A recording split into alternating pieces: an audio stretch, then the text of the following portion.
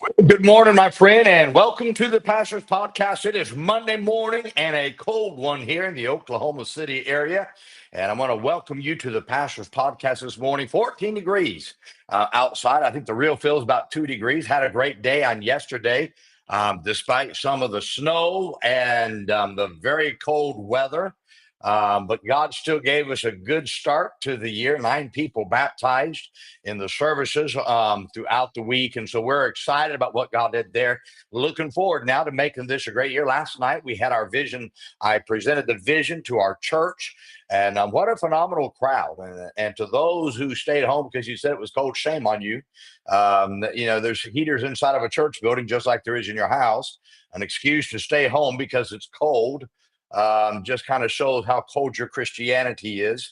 And I'm just being honest on that one right there. Had a great crowd and really just phenomenal what God did last night. I was excited about that and looking forward to what God's going to do this year. And as we strive to try to see souls saved and people baptized, boy, how we need to stay busy on that.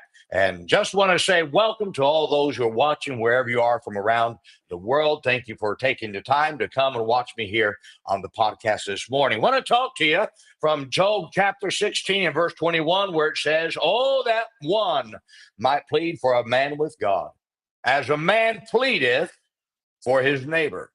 Now, one of the great acts any person can do for another is to pray for them.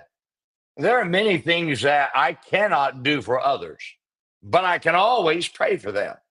I don't have the money to pay for everyone's bills, but I can pray that God would supply the money for them to pay their bills. I cannot. I don't always have. I don't have the power to heal someone from sickness, but I can pray that God would show His power and heal them as I ask Him. I don't have that power to restore a relationship of a broken marriage, but I have the power to pray and ask God to work in the hearts of the individuals whose marriage is broken. I don't have the power to make a teenager get right with God, but I have the power to ask God to work in that teenager's heart and bring them back to God. I don't have the power to bring a backslidden person and make them get right with God, but I have the power to pray to God and ask God to do the intervention on the behalf of those who are backslidden to bring them back to Him. Now, you may not have the power to physically help others, but my friend, you always have the power to help them through prayer. Job said, "Oh, that one might plead for a man with God." Job was pleading for someone. He was saying, "Pray for me." That's what he was saying. David said in Psalm 142 and verse 4, he said, "I looked on my right hand and no man, he says, and beheld, but there was no man that would know me." He said, "Refuge failed me. No man cared for my soul." What a sad statement that David made right here, that no one cared for him enough just to pray for him. How sad that all these men wanted, Job and David, was for someone to pray for them. But no one took the time or even had the courtesy to pray for their needs. Now I got a question for you.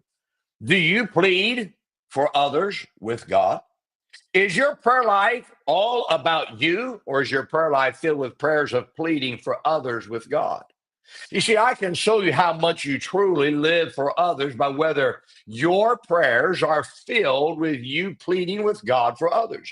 Your prayer life reveals whether your life is about you or if it's about living for others. Now, let me talk to you just a little bit about what pleading for others is. First, pleading for others is to supplicate with God for them. To supplicate is to pray for their needs. Your prayer life should be filled with prayers. When God talks about supplications, that's praying for the needs of others. So your prayer life should be filled with prayers for the needs of others and asking God, so now God, meet this need that they have. Now, certainly there's nothing wrong with praying for your needs, but we need to have supplications. What's that? Praying for others. And by the way, you would do better to pray for the needs of others, because as you pray for others, God's going to supply your needs. Second, pleading for others is to intercede for them. Interceding is praying for their spiritual needs. So supplications is physical needs. Interceding is spiritual needs. Your prayer life is okay. You have to ask yourself: is your prayer life filled with praying for others to be saved? Do you pray by name for the backslidden to get right? Prayer is the best place to talk to God about people who either need to get saved or need to get right with God, need to get something right. Listen to me. That's where intercession comes in. If you want to talk to someone about the problems that others have, then talk to God in prayer. Prayer is that place. So we have supplications, praying for the physical needs of others. Then we ought to have intercessions, praying for the spiritual needs of others. Third, pleading for others is to present their case to God as a lawyer should plead your case to a judge. Now, do you flippantly pray for others? Do you just say, God, be with Joe Smith and be with Susan Jones, and would you pray for Ray Johnson, and God, would you please pray for Melissa Jones? Are you doing that, or do you or do you get down with God and you have a list and you kind of pull that list out and you start praying for their need and you start saying, God, here's a person with a need. God, can you help them? Now, understand, this is what God wants. He wants us to present our case to Him for this other person. When I go to God and I pray and I say, "Now, God, I'm praying for this person," like God standing right there in front of me, and I'm coming to God. I'm either supplicating or I'm interceding. And I'm coming to God as if He's a judge. And I say, "Now, God, let me present my case. Joe Smith here, right here, God, he's not serving you. God, he's left church. He's unfaithful to church. And God, I need you to help him to kind of to get right. God, would you bring him back? He could be such a benefit to the work of the Lord if you could just bring him back." And now, God, I'm not asking you to hurt them, but whatever you have to do, if you must hurt them to bring them back, that's okay. And then I supplicate for the physical needs of others. And I'll say, "Now, God, I see this person here.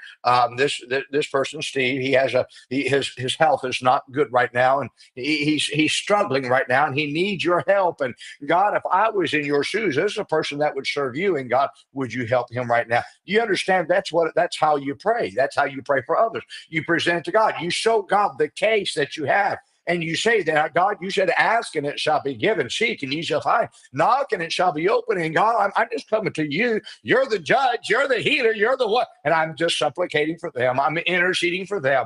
God, I need your help. Now, the key to these three areas is the word plead. To plead for someone is to beg or earnestly call to God in prayer for them. The word plead means to be importunate for them, just constantly at the throne of God, presenting your case to God and saying, "God, you've got to do something right here." You see, to be importunate with God for others is to constantly ask God to help someone until the prayer's answered. It is like the man who harassed a friend at midnight in the scriptures to give him bread. And because of his importunity, the request was answered. Are you pleading with God for others? Are you being importunate with God for others? Oh, my friend, don't be guilty of being a one and done person who only prays for someone one time and then that's it, but plead for them importunately. For that type of prayer is what makes the difference in the lives of others. I challenge you, change your prayer life a bit. Look at your prayer list. Does your prayer list only consist of your needs? Are there more of your needs than there are the needs of others? Listen to me. There's one of you, and God has placed many in your life. So the fact that there's many in your life, your prayer list ought to be more for others than for you. I'm not against you praying for your own needs. I think that's fine. God tells us to do that. But I think it's better if we have supplications, praying for the physical needs of others, intercessions, praying for the spiritual needs of others, and pleading with God as we would go to an attorney and say, "God," and never stop until the prayer gets answered. That's the secret, my friend, to being able to pray for others. I hope you become that type of person that prays for others. Well, I hope this is a help to you today. Now, let's remember today, as we go throughout this day, be good to everyone. Everyone's having a tough time. Have a great day, my friend.